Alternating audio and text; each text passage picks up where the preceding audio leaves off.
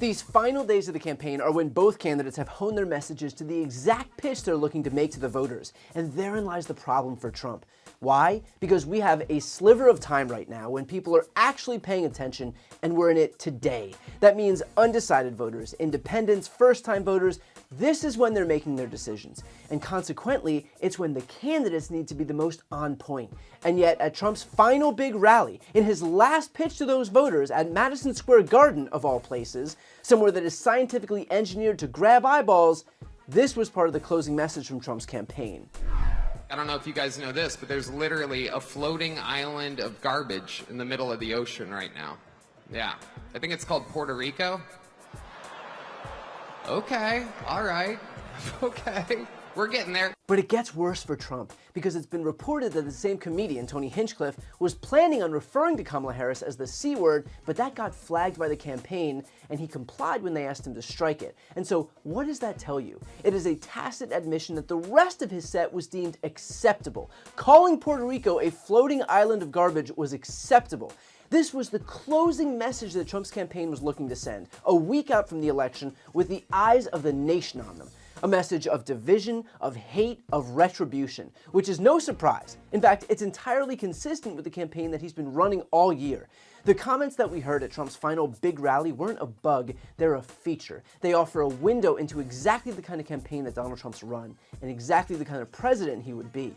Think about just some of what we've learned about Trump over the years. From the fascist, Trump seeks to prosecute his political enemies, to use the military against American cities, to terminate the Constitution, to be a dictator on day one. He's praised Hitler and admired his general's loyalty, and employed his rhetoric, calling Democrats vermin and the enemy from within.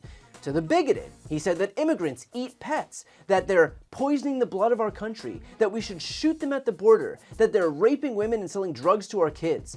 To the anti-American, from his family separation policy intended expressly to have a deterrent effect, to sending Vladimir Putin our COVID testing machines even as Americans were dying at higher rates than any other industrialized country in the world. To the disgusting and dangerous. He was just convicted of 34 felony counts related to illegal payments for an alleged affair he had while his wife was at home with their infant son. He hurled racist and sexist insults at Kamala Harris. He's been accused of sexual assault by dozens of women, and even suggested that he couldn't possibly have assaulted some of them because they weren't attractive enough. If you are looking for the character of a man, you don't have to look farther than that. But it's not just his character. Let's not overlook his actual record. He left office with the most jobs lost compared to any other president in U.S. history. He left office with a dismal 6.4% unemployment rate and lost the very manufacturing jobs that he promised to reshore. It took a Democratic administration, Joe Biden and Kamala Harris's, to add 16 million jobs, to bring the unemployment rate back down to its lowest rate in half a century, to bring the stock market up to a record high, to lead the U.S. to the strongest economy in the world. In fact, in my entire lifetime, there has never been a Republican administration that's added more jobs than a Democratic administration. There has never been a Republican administration that's had a lower unemployment rate than a Democratic administration. There has never been a Republican administration that's had a stronger economy than a Democratic administration. There is not a single metric that Republicans can point to in characterizing themselves as better for our economy or your wallets. And it'll only get worse, because Trump's plan for a second term is predicated wholly on slapping tariffs against the whole world, operating under this aggressively baseless notion that they're gonna hurt foreign countries. They won't.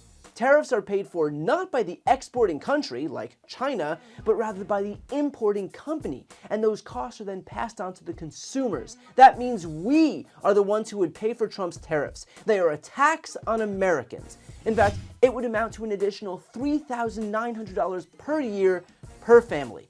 Do you have that kind of cash lying around, all because Trump doesn't know how tariffs work? All the while, what would Harris do? Expect a new child tax credit of up to $6,000 for middle and lower income families with children in their first year of life. Expect the previous child tax credit to be restored for as much as $3,600 per child. Expect $25,000 to first-time homebuyers. Expect 3 million new homes to be built, and when supply goes up, prices go down.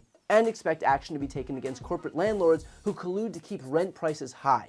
Expect no new taxes on anyone making under $400,000 per year, and expect Kamala to support raising the federal minimum wage to $15 an hour, up from $7.25 an hour, where it's been for the last 15 years.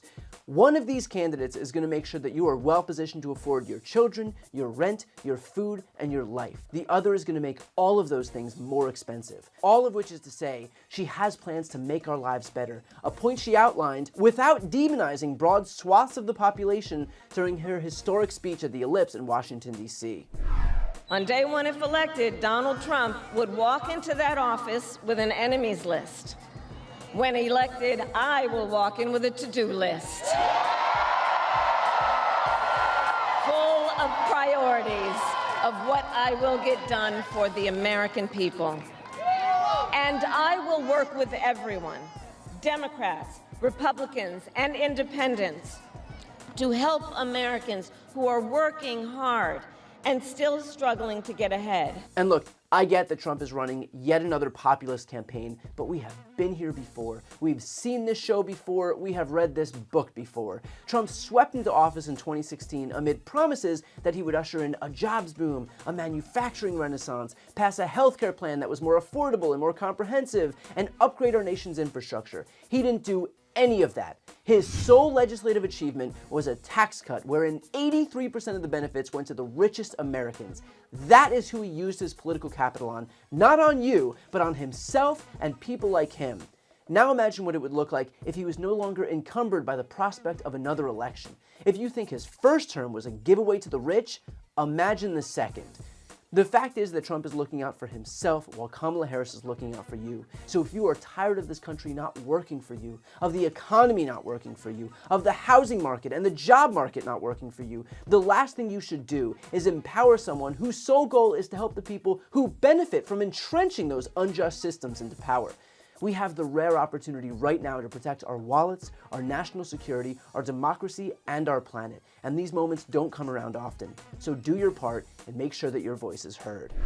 Before you go, to see more content from MSNBC, make sure to subscribe to this channel by clicking the link right here on this screen. And you can also follow the link to see some exclusive content only on TikTok.